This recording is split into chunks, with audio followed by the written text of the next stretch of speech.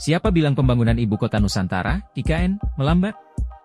Otorita IKN tetap mengerjakan proyek strategis nasional ini dengan semangat tinggi. Ketua Satgas Pelaksanaan Pembangunan Infrastruktur IKN yang juga Deputi Sarana dan Prasarana Otorita IKN Danis Hidayat Sumadilaga menegaskan hal itu secara eksklusif kepada Kompas.com, Senin, 9 Desember 2024.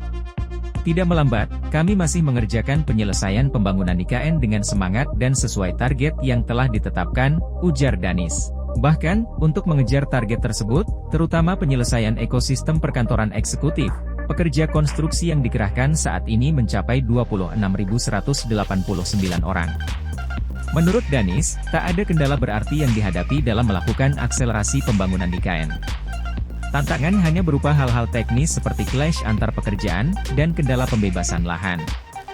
Optimisme dan semangat serupa dikemukakan Wakil Menteri Pekerjaan Umum, PU, Diana Kusumastuti. Kami tetap semangat untuk menyelesaikan IKN, alokasi anggarannya pun tetap ada juga di kementerian untuk melanjutkan infrastrukturnya. Persiapan untuk pemindahan ke IKN juga sudah mulai kita lakukan dari sekarang, kata Diana dalam rapat strategi reintroduksi IKN di kantor Otorita IKN, OIKN, Jakarta, Senin, 9 Desember 2024. Diana juga memastikan kesiapan infrastruktur dasar di IKN dalam rangka pemindahan aparatur sipil negara, ASN, pada awal tahun 2025 dan rencana pemindahan ibu kota negara pada tahun 2028. Berdasarkan arahan Presiden Prabowo Subianto, pemindahan ibu kota negara ke IKN harus tetap dilakukan, salah satunya karena peningkatan air muka laut yang mengancam wilayah Jakarta.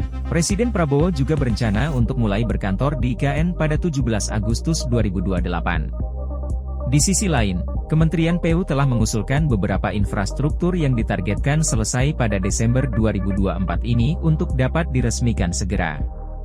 Infrastruktur tersebut diantaranya Istana Garuda, Kantor Sekretariat Negara, serta gedung dan kawasan kantor Kementerian Koordinator.